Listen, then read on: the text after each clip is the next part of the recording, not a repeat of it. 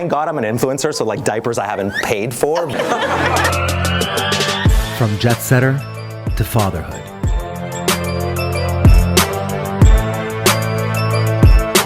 This is my life.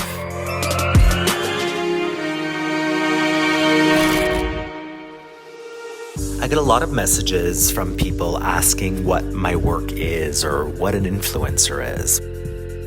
Today I'm going to take you on a busy day of events and interviews to show you what it's really like.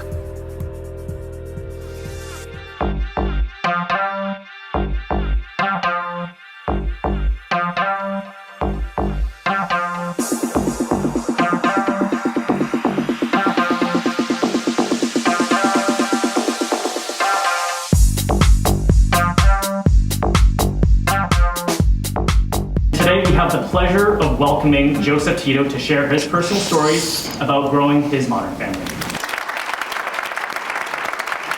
These days, different types of families are not only common, but also much more accepted than they were in the past. It's not uncommon to be raised by a single mother or be part of a mixed family. So, Joseph, you're just one example of what a modern family can look like. So thank you for being here. Thank you for having me. Sharing your story. So before we get into the details, let's do some rapid fire to get to know you a bit. Favorite movie or TV show? Is it bad if I say Pretty Woman?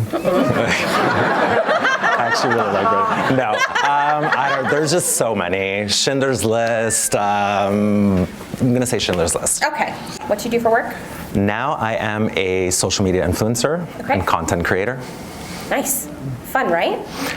Yeah. I think so. You're always on. You're always on. It's always Yeah. perfect, but yeah. Could you share your story of coming out with us? Okay, well, I was 14 when I came out to my mom, and we were in Promenade, which is in Thornhill Mall, and I told her, and she looked at me, and she said, it's gonna be hard to tell your dad, and it was, and then she bought me 2 Dolce & Gabbana sweaters.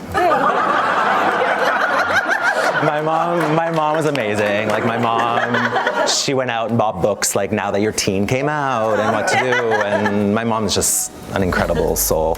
Yeah. My dad, come from a very Italian background, traditional, and we didn't talk for 4 years. I told him when I was 18. Oh, so you didn't tell him right away? No. Because then I started traveling at 15, so I was away a lot. Then I came back for university and the end of OAC and university, and I told him, and we didn't talk for 4 years, but. Yeah. But now big supporter. Yes, so he was like, in fact, with the whole surrogacy thing, he's been amazing. Yeah. How did you come to the decision of wanting a child? So was it I always wanted children, or was it a wake up one morning and say, you know what, I want to be a dad? No, I've always wanted, I come from a very traditional family. My brother and his wife started dating at 18. Mm-hmm. They're still together, and my parents started dating at 15. So I wanted that family life. I always said to myself, by the time I'm 35, I wanted to have kids. But then, like I explained, 35 came and went, and then I was 37, and then 38, and they came at 39. Tell us about the roadblocks you experienced versus surrogacy here in Canada and internationally. So the thing with Canada is, in fact, my whole story, the positive, we'll get to where I was, but I was stuck in a country with the kids, which the positive about that is that it opened up conversation about surrogacy, because the laws in Canada were written in 1989 or 89, and things have changed since then. So the thing about Canada is still the surrogate has all the power and all the rights. So even if the DNA is not hers, but she has the baby, if she decides to keep the baby, then she has the right to do so, and also the costs. So it's a here lot in Canada. It's a lot more expensive. Right. Yeah, each embryo transfer, I think it's $25,000. When I found out they were twins, I literally wanted to jump off my balcony. I was in the Middle East, on my balcony, very high up.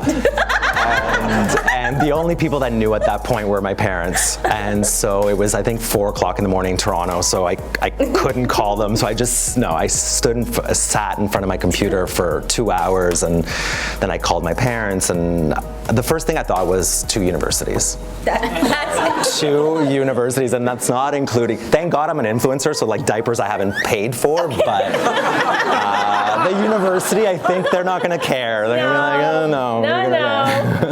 Yeah. I want to thank you for coming. Thank you. I had a lot of fun. I was so nervous. You were getting me nervous. She was texting me on Instagram, and I'm like, why are you like? I'm supposed to like. He came in here today. He's like, oh, this is your job at TD. I'm like, sorry, it's not. Like, this is my first time.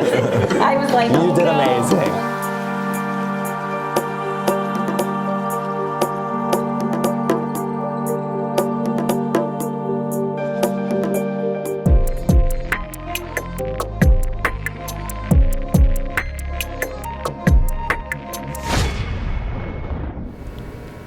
Welcome to Here's the Thing. My name is Vince Negro, and with us on today's program is Joseph Tito. Joseph, welcome to the program. Thank you so much for having me. Yeah, I've heard so much about you, and all good, I hope. All good, all good. I've been looking forward to this interview, to be honest with you.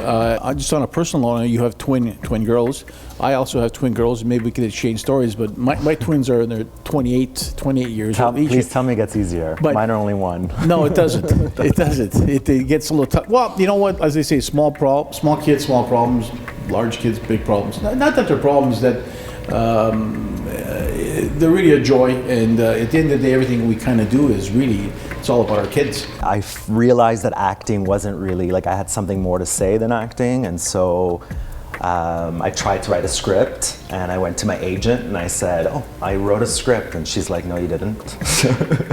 And so I just kind of kept working it, and then my first film was an adaptation of one of Timothy Finley's short stories, and it was funded by the Finley estate. I was 19 when we shot the film, and I started doing well in festivals, and then I went into film.